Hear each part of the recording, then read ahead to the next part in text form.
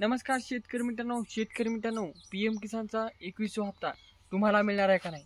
कारण की शेतकरी मित्रांनो, जे काही तुम्हाला पैसे मिळणार आहेत त्या पैशाची बऱ्याचशा शेतकऱ्यांना मिळाले नाहीत आणि देशातील 60,000 शेतकरी या PM किसान योजनेतून अपात्र झालेले आहेत. त्यामुळे सांगत आहे, तुम्ही यामध्ये पात्र आहात का नाही या व्हिडिओमध्ये पाहून घ्या व त्याचबरोबर नेमका हा हप्ता कधी येणार आहे ते पण या व्हिडिओमध्ये सांगणार आहे. तर आता व्हिडिओला सुरुवात करतो, पण आधी नवीन असाल तर चॅनलला सबस्क्राईब करायचे विसरू नका. शेतकरी मित्रांनो, PM किसान वार्षिक लाभ तुम्हाला 6,000 रुपये देत असतो, पण केंद्र सरकार आता ते वार्षिक लाभ वाढवू शकते.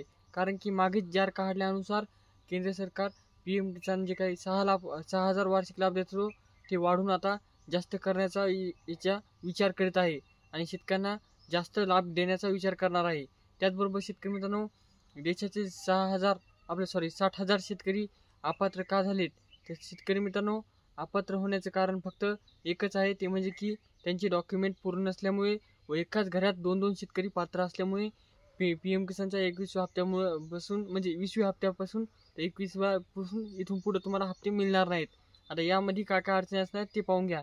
समजा पहिले आसन आधार कार्ड बँकला लिंक पाहिजे. त्यानंतर तुमची लँडची प्रॉब्लेम दुरुस्त पाहिजे. काही शेतकरी म्हणतात लँडची प्रॉब्लेम म्हणजे की तुमची जमिनीचा सातबारा जे काही आहे ते तुमच्या PM किसानसाठी लागू आहे का नाही किंवा डबल अपडेट करावं लागतं ते पाहायचं आहे. त्यानंतर शेतकरी मित्रांनो, बऱ्याचशा शेतकऱ्यांची फार्मा आय डी काढलेली नाही, कारण की फार्मा आय डी बंधनकारक करण्यात आलेली आहे PM किसानसाठी आणि इतर योजनेसाठी बी. नमो शेतकरी असो, PM किसान असो किंवा पीक विमा असो, प्रत्येक योजनेसाठी फार्मा आय डी महत्त्वाची आहे. आज शेतकरी मित्रांनो, हे झाली कागदपत्र, पण तरी पण शेतकरी काय म्हणतात की आम्ही समधी कागदपत्र असताना पण अपात्र होत आहोत.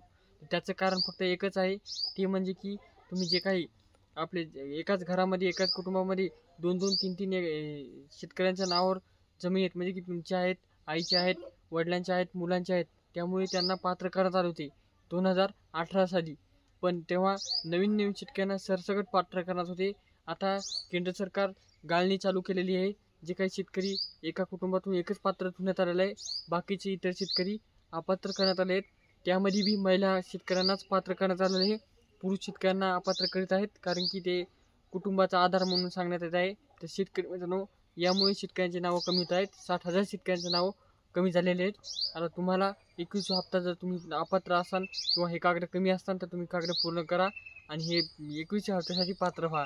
भेटूया नेक्स्ट व्हिडिओ, पण त्याआधी एकदा सांगतो 21वा हप्ता कधी मिळणार आहे. तर शेतकरी मित्रांनो, दिवाळीच्या आधी तुम्हाला 21वा हप्ता मिळू शकतो, कारण की जे काही केंद्र सरकार हे दिवाळीच्या पावन अवसरावर हे पैसे शेतकऱ्यांना उपयोगी हो म्हणून पाठवणार आहे. भेटूया नेक्स्ट व्हिडिओ. मी तोपर्यंत धन्यवाद. पण त्याआधी नवीन असेल तर शेअर करा आणि चॅनलला लाईक करा.